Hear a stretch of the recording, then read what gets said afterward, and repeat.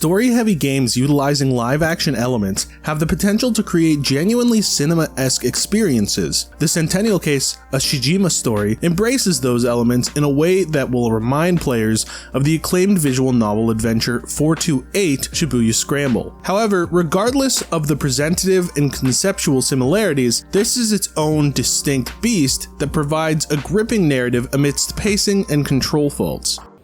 説は先ほどお見えになりましたよ。そちらは?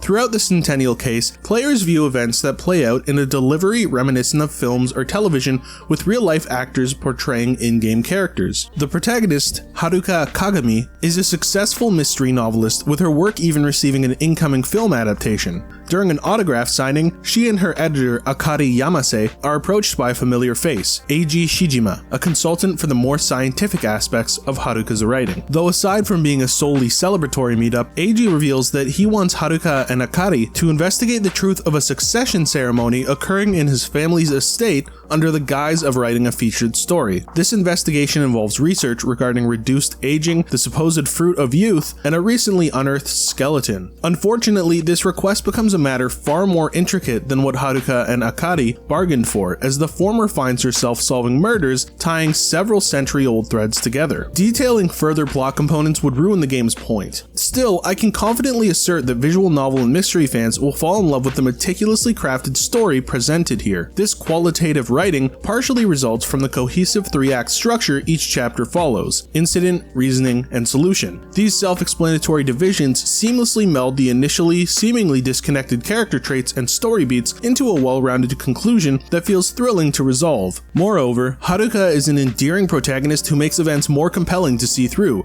thanks to her simultaneously awkward and amicable nature. I found myself naturally smiling in many of the more casual conversations, and Haruka's remarkable tonal shifts between hellbent mystery solver and ordinary girl were incredible. While a few choices are made during the chapter respective incident phases, the primary gameplay happens in the latter two phases. Throughout the incidents, players will gradually obtain clues correlating to the murder set to occur, and they're used during the reasonings. Here, players enter Haruka's cognitive space, where mysteries are solved with multiple potential outcomes. The clues received during the incidents form threads of logic leading to differing hypotheses, all to figure out the appropriate truth from a mystery. These clues, mysteries, and hypotheses are visualized as hexagonal nodes on a game-like board and must fit together to make previous events sensical, like a puzzle. Interestingly, aside from using one's own logic to determine the relevancy of specific facts and how they connect, the hexagonal nodes have shapes within themselves. And while these shapes may initially seem to be aesthetical inclusions, they can be used to identify other nodes containing identical shapes as an alternative avenue for discovering the truth. In practice, these puzzles are simpler to figure out. However, I find the matching shape mechanic questionable in implementation, as it can take away from the focus of the case in favor of playing a superficial matching game. Still, it's not an enforced playstyle, and it can instead simply be seen as another way to progress. Unfortunately, the reasoning phases can also be somewhat dull and unnecessarily drawn out. Every formed hypothesis provides brief scenes playing out the possibilities of them actually happening, and since there are several hypotheses, especially in the later segments of the game, it can become moderately eye-rolling to constantly view the uninspired cinematics. Further, a decent chunk of these are either laughably implausible or too overtly obvious, not needing any dedicated thought bubbles. Ultimately, the reasonings come off as padding at various points,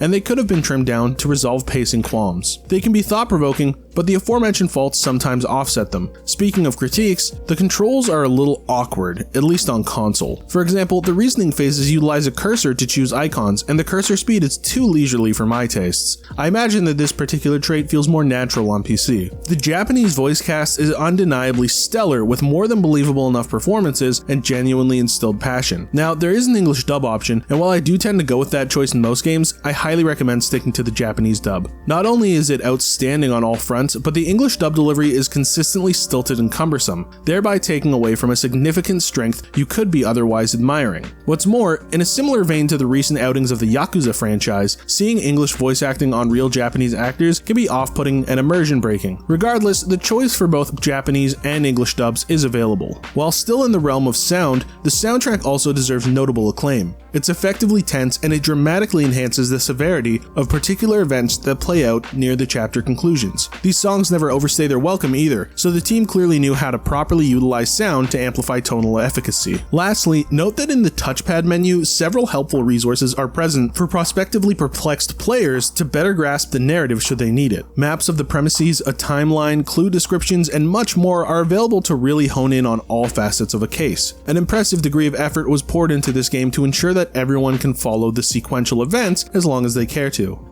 The Centennial case, A Shijima Story, is a memorable, impactful, and well-written mystery adventure boasting sublime voice work and live-action talent that elevates the experience to a new level altogether. Even when accounting for the not-so-subtly implemented drab padding and potentially unwieldy controls on consoles, those faults don't detract from the riveting storytelling that any curious detective should dive into. I'm sincerely hoping this title manages to perform well, despite its undoubtedly niche appeal. Noisy Pixel is giving the Centennial case, A Shijima Story, an 8 out of 10. Thanks for watching. Please be sure to check out the full review at noisypixel.net. Noisy Pixel is run by a group of gamers who work hard to deliver news, reviews, previews, and more. Please subscribe to keep up with all our future content.